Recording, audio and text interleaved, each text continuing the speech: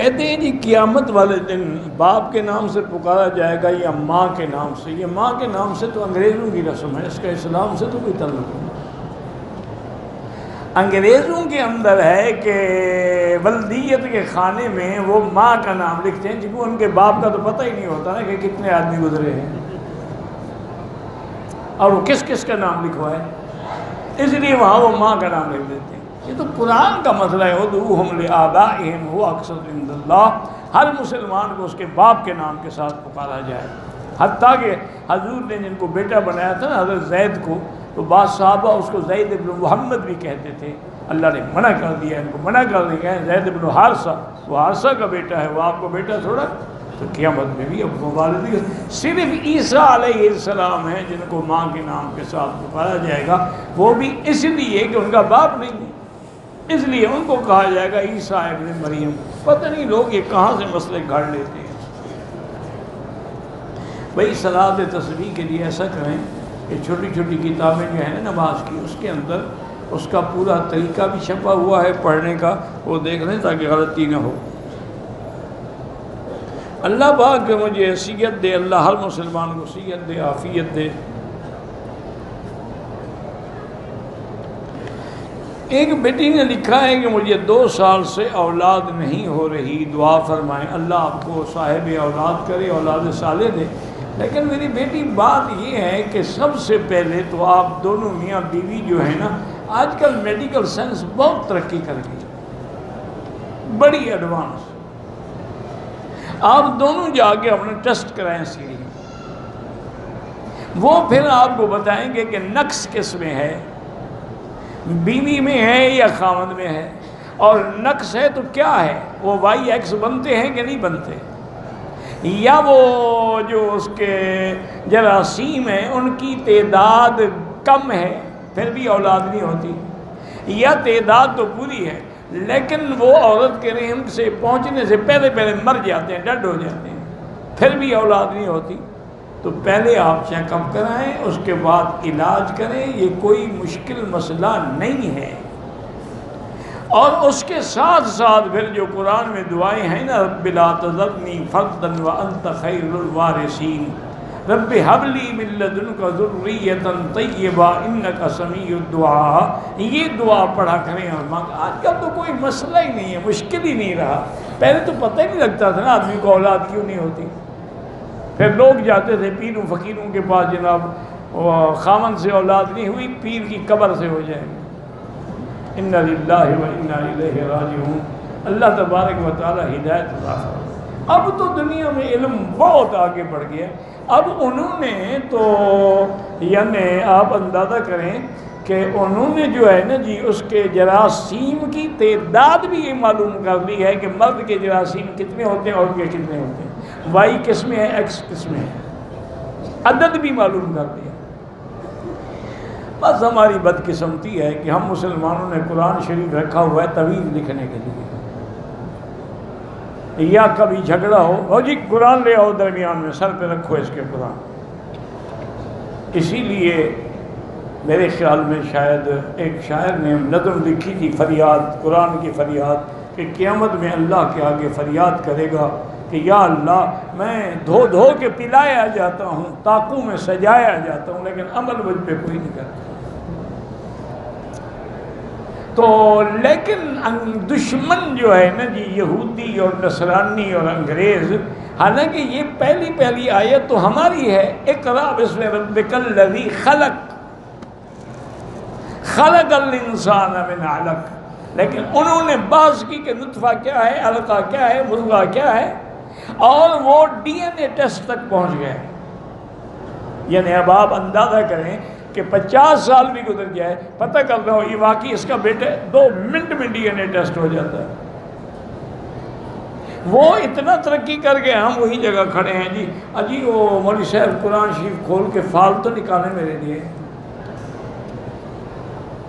اور آج کل نام نہاد مولوی جو ہے وہ پیسوں کے لیے وہ بھی فال نکال کے بتا دیتے ہیں، نعوذ باللہ ثم نعوذ باللہ. تمہیں اپنا پتہ نہیں، لوگوں کی فالیں نکال رہے ہو. اچھا بات ایسی جائز ہے، طوطا فال نکالتا ہے، یعنی بندے کو پتہ نہیں پرندے کو پتہ ہے. اب اس کا کیا علاج ہے؟ اس کا علاج یہی ہے کہ توبہ کرو، ورنہ یوں سمجھو کہ اللہ نے مجھے صحیح راستے سے معروف کر دیا کہ میں بھٹک رہا ہوں۔ آج کل تو کوئی مشکل ہی نہیں ہے۔ میرا اپنا ایک عجیب لطیفہ ہے، بہرحال میں سنانا تو نہیں چاہتا تھا لیکن منہ میں بات آ گئی ہے تو رکتی بھی نہیں ہے۔ ایک لڑکی نے مجھے پیرس، کافی دن کی بات ہے، پیرس سے ٹیلی فون کیا کہ جی میں نے سنا ہے کہ آپ کی بیوی بیمار ہیں اور آپ دوسری شادی کرنا چاہتے ہیں، اگر یہ مذاق ہے تو پھر تو اچھا نہیں لگتا کہ آپ درس میں مذاق کریں۔ میں نے کہا پہلے تم یہ تو بتاؤ تم کون؟ کہا میں ڈاکٹر ہوں اور میں سائیکاٹرسٹ بھی ہوں اور سائیکالوجسٹ بھی ہوں، میں نے اس میں ایم ڈی کیا ہے اور میں نے پی ایچ ڈی کیا ہے سیکس میں، تو اگر یہ حقیقت ہے تو میں آپ سے شادی کرنا چاہتی ہوں، آپ کریں گے؟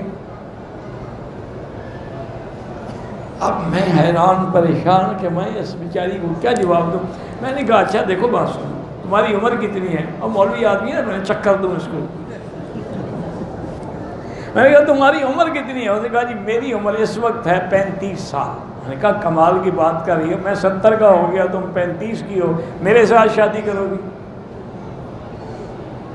اور میں تمہارے حقوق بھی ادا نہیں کر سکوں۔ اس نے کہا اس بات کو آپ چھوڑ دیں، اسی کی تو میں ڈاکٹر ہوں۔ آج کل انہوں نے کہا مکی صاحب دنیا میں ایسے انجیکشن موجود ہیں، ایک انجیکشن کی قیمت 6000 ریال ہے سعودی کی، لیکن اگر ہم آپ کو 6 انجیکشن لگا دیں تو آپ 16 سال کے لڑکے بن جائیں گے، بس آپ ہاں کریں اور اس کے بعد پیرس آ جائیں۔ میں نے کہا اچھا استخارہ کرو۔ میں بھی اب ایک اور یا نعوذ باللہ میں نے بہانہ بنایا، میں نے کہا استخارہ کرو، میں بھی کرتا ہوں۔ پھر آیا ہاں جی کیا ہوا؟ میں نے کہا میرے استخارے میں ٹھیک نہیں ہے۔ میں نے کہا جان چھوڑے کیا کر دیں۔ تو اب یعنی دنیا یہاں پہنچ گئی ہے۔ اس نے کہا کہ صرف 6 انجیکشن لگانے سے آدمی اصلی حالت میں آ جاتا ہے۔ اللہ عالم، بہرحال اس کو جھوٹ بولنے کی کیا ضرورت تھی۔ کہتے جی کہ طواف کا ہاں جتنی دیر عمرے میں لگاتے ہو اگر طواف کرتے رہو تو زیادہ ثواب ہے۔ طواف اپنے اہل خانہ کے لیے نہیں ہوتا، جو فوت ہو گئے ایک آدمی کے لیے ایک طواف۔ عورت اپنے ایام حیض میں حرم کے اندر نہیں آ سکتی، باہر میدان میں بیٹھی رہے، اللہ کا ذکر کر سکتی ہے، کلمہ پڑھ سکتی ہے، درود پڑھ سکتی ہے۔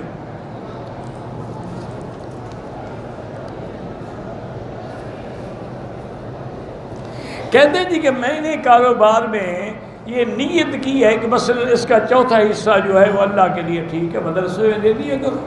مدرسے سے زیادہ حقدار کون ہے؟ یہاں لوگ قرآن و حدیث پڑھ رہے ہیں۔ کہتے جی کہ اعمال کے اندر دل نہیں لگتا، دل پہ زنگ لگا ہوا ہے، لگے کیسے؟ اسی لیے درود شریف زیادہ پڑھو، استغفار پڑھو۔ منت مان کے عمرہ اگر منت مانی ہے تو کر سکتے ہیں۔ اگر عمرہ کرنے کے بعد ساتھی ایک دوسرے کے سر سے بال اتار دیں وہ بھی جائز ہے۔ زندہ آدمی کے لیے کوئی عمرہ نہیں، اس کے لیے دعا کرو۔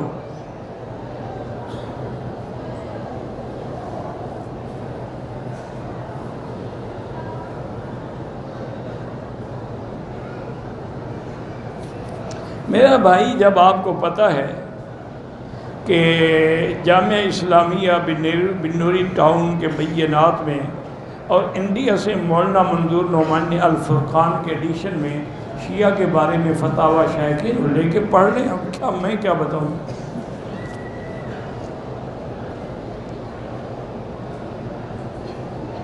کہتے تھے کہ حضرت ضیاء الرحمن فاروقی اسی مہینے میں شہید ہوئے تھے۔ ہاں اللہ ان کی قبر پہ کروڑ رحمتیں فرمائے۔ ہمارے بڑے اچھے دوست بھی تھے اور بڑے مجاہد آدمی بھی تھے۔ انگوٹھے چومنا سنت نہیں بدعت ہے، سنت کہاں سے ہو گئی؟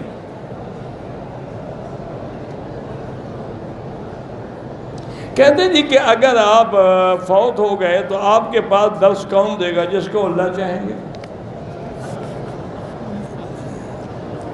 ایسے میرا اپنا بیٹا بھی بہت بڑا عالم ہے، خطیب ہے، ابھی اس کا مزاج ادھر نہیں آ رہا، میرا بھی ابتدا میں نہیں آتا تھا۔ تبلیغی جماعت کے بزرگ تھے مولانا محمد احمد صاحب بہاولپور میں فوت ہو، اللہ ان کی مغفرت فرمائے، اللہ ان کے درجات، بہت بڑے عالم بھی تھے اور بڑے اللہ والے بھی تھے، میں نے زیارت کی تھی ان کی مسجد میں، اللہ ان کی مغفرت فرمائے۔ ہم کعبے میں کوئٹے میں بیٹھ کے قبلے کی طرف ہم پاؤں نہیں پھیلاتے، اچھا کرتے ہیں، ادب ہے، لیکن کوئی اگر پھیلاتا ہے عذر کی وجہ سے تو کوئی حرج نہیں۔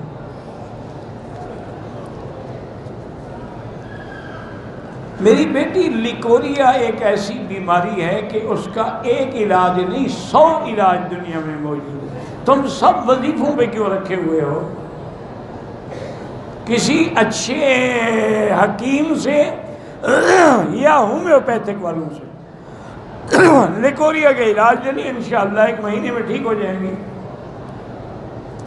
ویسے بعض بزرگوں نے لکھا ہے کہ قرآن میں جو آیت ہے نا جی وَقِيلَ يَا أَرْضُ ابْلَعِي مَاءَكِ وَيَا سَمَاءُ أَقْلِعِي وَغِيضَ الْمَاءُ وَقُضِيَ الْأَمْرُ، بس اتنے تک یہ آیت جو ہے ہر نماز کے بعد 7 دفعہ پڑھ کے دعا کریں تو انشاءاللہ بیماری نہیں رہے گی۔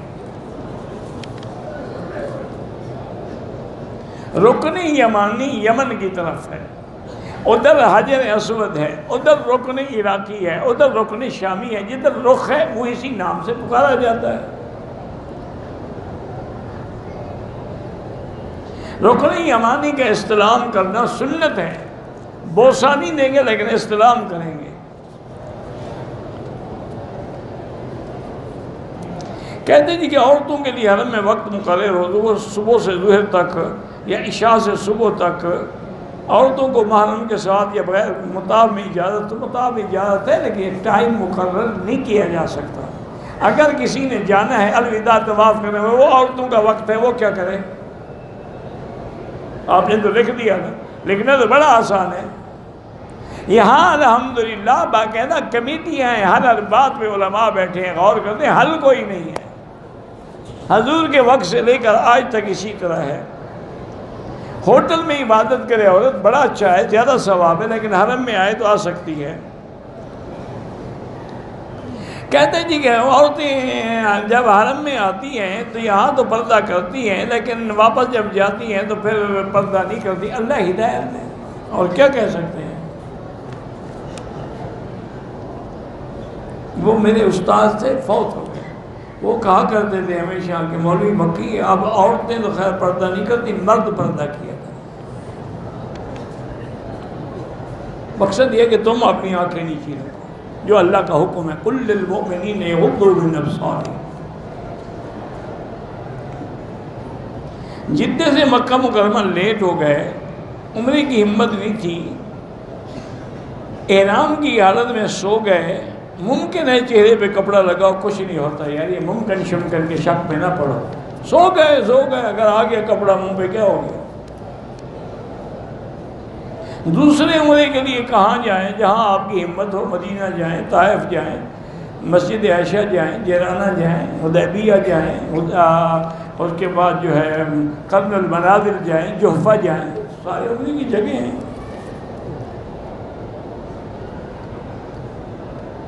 میرا بچہ پیدا ہونے والا ہے، میں اس کے لیے نفلی طواف کر، تم اپنے تو کرو، ابھی وہ تو آیا ہی نہیں دنیا میں۔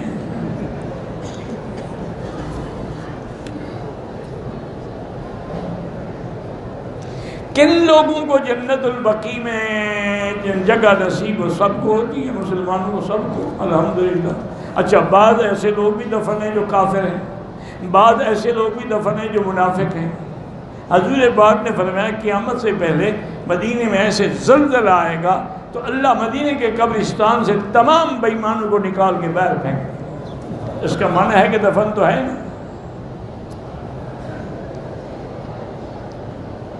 بالوں کو کالا رنگ کرنا کیوں ممنوع ہے؟ اس لیے کہ تم لوگوں کو دھوکہ دینا چاہتے ہو۔ دھوکہ دینا حرام ہے۔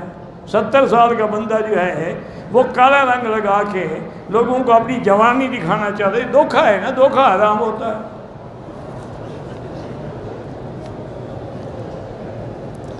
اگر فجر کی جماعت کھڑی ہو جائے، سنتیں نہ پڑھیں، جماعت میں مل جائیں، اب سنتیں چاہے نماز کے بعد فوراً پڑھ لیں، لیکن افضل یہ ہے کہ سورج نکلنے کے بعد پڑھیں۔ طواف جو ہے جتنی دیر عمرہ کریں طواف کرتے رہیں، طواف بہتر ہے۔ اگر ظہر کی نیت ہم نے باندھی، جماعت کھڑی ہو جائے، 2 رکعت پہ سلام پھیر کے جماعت پہ مل جائے۔ قرض سے چھٹکارے کے لیے اور رزق میں برکت کے لیے استغفار پڑھیں۔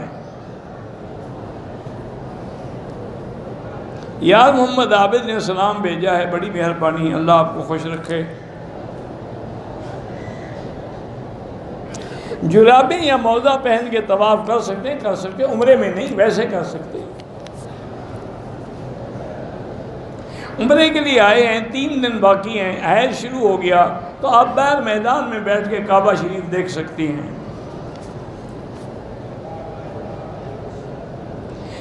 شیعہ کے ساتھ رشتہ داری وغیرہ نہ کریں تو بہتر ہے، سب، کیوں؟ ان کا کوئی پتہ نہیں ہوتا، کل کو بچے اور ماں کے ہاتھ پہ ہوتے ہیں، باپ تو کاروبار میں چلا جاتا ہے نا، تو وہ عورت جو ہے نا بچوں کو بھی شیعہ بنا دیتی ہے۔ حالت احرام میں حتیم میں بھی جا سکتے ہیں، 2 رکعت وہاں پڑھ لیں طواف کی۔ لفظ خدا جو ہے یہ ترجمہ ہے اللہ کا، یہ اسماء اللہ الحسنی میں نہیں ہے۔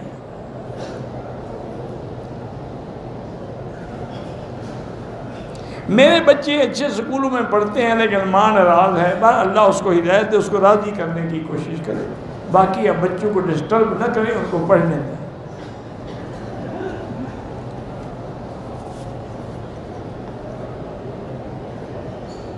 قرآن تو پڑھ سکتے ہیں، زوال ہو یا زوال سے پہلے ہو یا بعد میں ہو۔ ہم عمرے کے لیے آئے تھے، صفا مروہ دوڑ کے احرام کھول کے کپڑے پہن لیے، 5 گھنٹے کے بعد حلق کرایا، دم پڑ گئی۔ کیا میت کو اطلس ڈال سکتے ہیں؟ اس کی آنکھوں میں مجھے نہیں پتا اطلس کیا ہوتا ہے، کوئی ضروری نہیں۔ میری بیوی جو ہے عبادت کی طرف رغبت نہیں ہے، اللہ سے دعا مانگا کریں اور آپ کوشش کیا کریں۔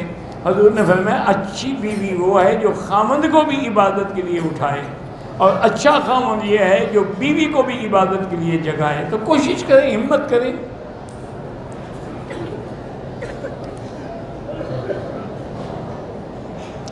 اگر ایک عورت مدینے سے مکے آ رہی ہے، ایام حیض میں ہے، مکہ ٹھہرنا بھی نہیں ہے، تو پھر وہ نیت نہ کرے، احرام کی نیت نہ کرے، اگر کرے گی پھر عمرہ کر کے جانا پڑے گا۔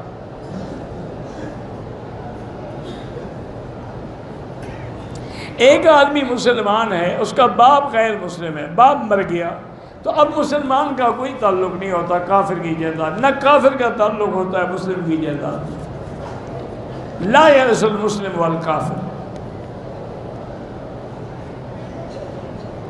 جمعہ کے دن فجر کی نماز میں سورج سجدے میں چلا جاتا ہے، مقتدی ناسمجھی کی وجہ سے رکوع میں جاتے، جو رکوع میں گئے ان کی بھی نماز ہو گئی، جھکے تو ہے نا اللہ کے آگے، وہ بھی۔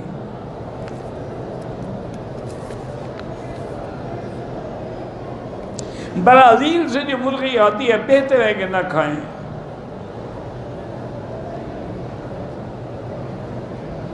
اگر میاں بیوی وضو کرنے کے بعد لباس کے بغیر ایک دوسرے کے سامنے، وضو نہیں ٹوٹتا۔ اگر عورتیں اپنے مرد کی خوشی کے لیے بھویں بنائیں، بالکل حرام ہے، یعنی جو اللہ نے بنائی ہیں وہ غلط ہیں۔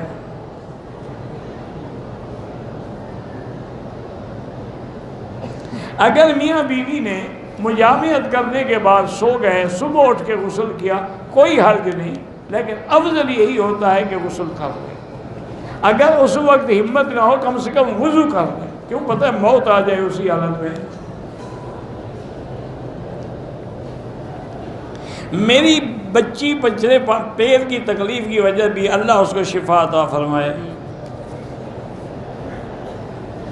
میری دادی کے انتقال کو کئی سال ہو گئے، ان کی دکان میرے چاچوں کے پاس تھی، وہ ہر ماہ میرے والد کو دیتے تھے، والد ذہنی معذور تھے، پھر مجھے میرے چچاؤں نے یہ دکان غیر اسلامی بینک کو کرائے پر دے دی، میں نے بہت کبار دے دی تو کوئی حاضر نہیں، بینک کو کرائے پر جگہ دے سکتے ہیں۔ جو لوگ فوت ہو گئے ان کے لیے آپ کی مرضی ہے، عمرہ کریں، طواف کریں۔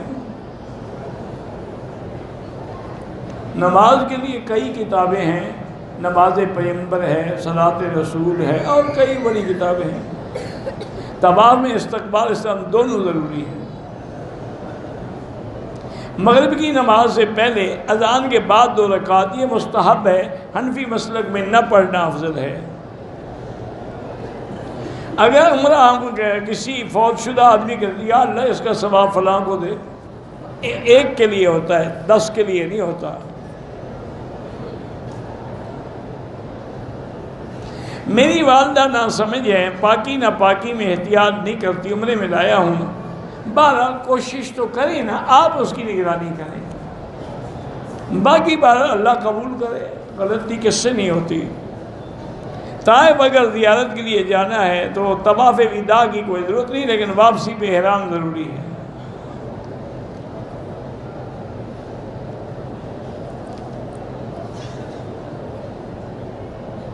بہرحال کوئی آدمی غلط آدمی کی مدد کرے، اللہ اس کو توبہ کرنی چاہیے۔ اللہ کا حکم ہے کہ تعاونوا علی البر والتقوی، نیکی میں مدد کرو، گناہوں میں مدد نہ کرو۔ رکوع اور سجود کے درمیان میں رب اغفر لی وارحمنی واہدنی واعف عنی وعافنی،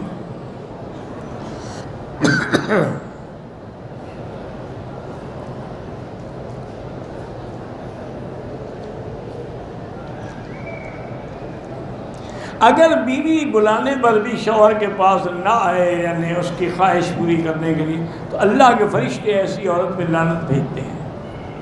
اس کو چاہیے کہ ہر حال میں خاوند کو راضی کرے۔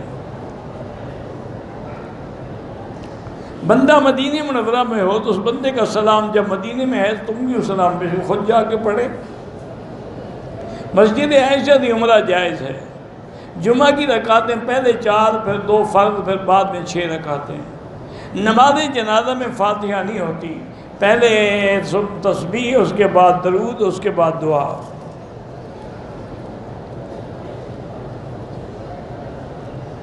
اگر 4 رکعت نماز پڑھ رہے ہیں تو پہلی 2 رکعتوں کے تشہد کے بعد درود شریف نہیں پڑھیں گے، بس اشہد ان لا الہ الا اللہ واشہد ان محمد عبدہ ورسولہ کھڑے ہو جائیں گے، آخری تشہد پڑھیں گے، آخری عقادے میں۔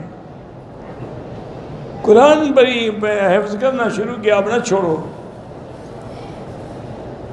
ملک بہار اللہ سب کو شفا عطا فرمائے، اللہ سب کو صحیح نیک اولاد عطا فرمائے۔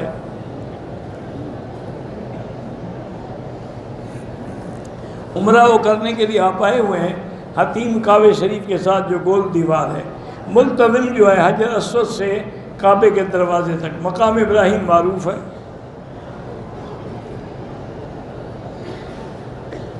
اگر عورت نے عمرہ کیا اور بال نہیں کاٹے، بال بھی کاٹے اور دم بھی ادا کرے۔ میری بیوی بیمار ہے، اس میں جنات کا اثر ہے، سورۃ البقرہ گھر میں پڑھو اور ہیڈ فون لگا کے اس کو بھی سورۃ البقرہ سناؤ، سارے گھر والے بیٹھ کے سورۃ البقرہ پڑھا کریں، انشاءاللہ اگر واقعی جن ہے تو وہ پھر قریب نہیں آئے گا۔ اونٹ کا پیشاب پینا جو ہے ائمہ کے نزدیک، حنابلہ کے نزدیک جائز ہے، امام ابو حنیفہ فرماتے ہیں بیماری کی حالت میں جائز۔ رفع یدین کرنا بھی جائز ہے، نہ کرنا بھی جائز ہے۔ اللہ پاک کے نبی کے وسیلے سے نہیں، دعا سیدھی اللہ سے مانگیں، جو اللہ کا حکم ہے کہ ادعونی، مجھے پکارو۔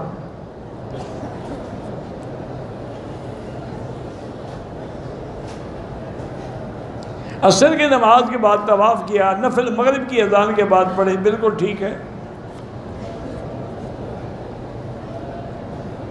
ایک عورت نے اپنے شوہر کے ساتھ حج کا فارم بھروایا، وہ فارم بحال ہو گیا، حج میں 2 مہینے باقی ہیں، شوہر کا انتقال ہو گیا، تو اب عورت عدت گزارے بغیر نہیں آ سکتی۔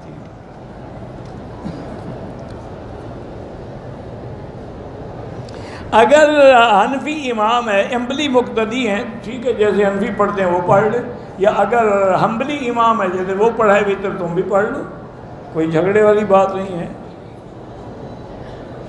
زمزم کا پانی چوری لے جاتے ہیں وہ جانے اور لے جانے والے جانے۔ بعض کہتے ہیں کہ مسجد عائشہ سے عمرہ نہیں ہوتا، جن کو شک ہے وہ نہ کریں۔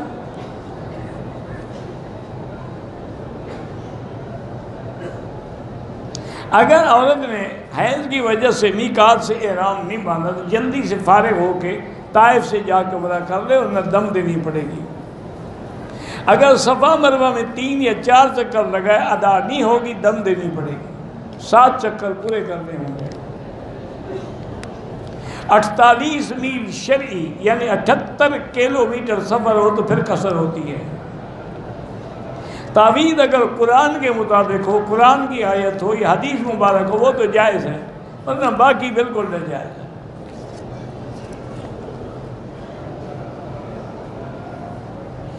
ایک آدمی نے پاکستان سے احرام نہیں پہنا، ہوٹل میں 2 گھنٹے آرام کے بعد مسجد عائشہ میں جا کے نیت کی، احرام دم پڑ گئی کیونکہ میقات سے اس نے نہیں باندھا۔ اگر طواف کرتے ہوئے رکن یمانی کا استلام نہیں کیا، کوئی دم نہیں۔ میں نے دوسرا عمرہ کیا، بال نہیں منڈوا سکا، اب بال بھی منڈوائیں اور دم بھی ادا کریں۔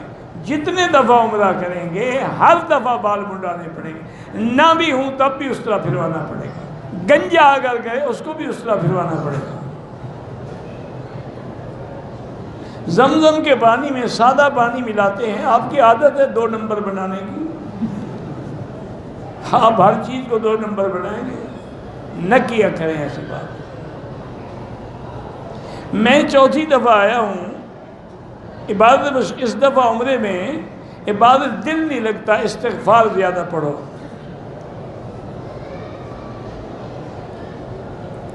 عورت کا شوہر کا انتقال ہو گیا ہو، عورت مدرسے میں پڑھاتی، عدت کے اندر گھر سے نہیں نکل سکتی۔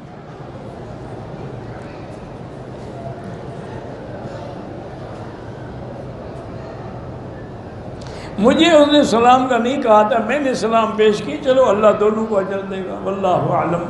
اللہم صلی علی سیدنا محمد وعلی آل سیدنا محمد وبارک وسلم۔ یا اللہ یا اللہ یا رحمان یا رحیم یا حی یا قیوم یا ذا الجلال والاکرام، یا الہنا الہ کل شیء الہ واحد لا الہ الا انت، اللہم انت المیسر لکل یسیر وانت علی کل شیء قدیر۔ اللہم یسر امورنا و امور اولادنا و اولاد اولادنا و بناتنا و اخواننا و اخواتنا و اصحابنا و امور من اوصانا و استوصانا و امور المسلمین ما راحت لقلوبنا و ابداننا و السلامت والعافیت فی دیننا و دنیانا۔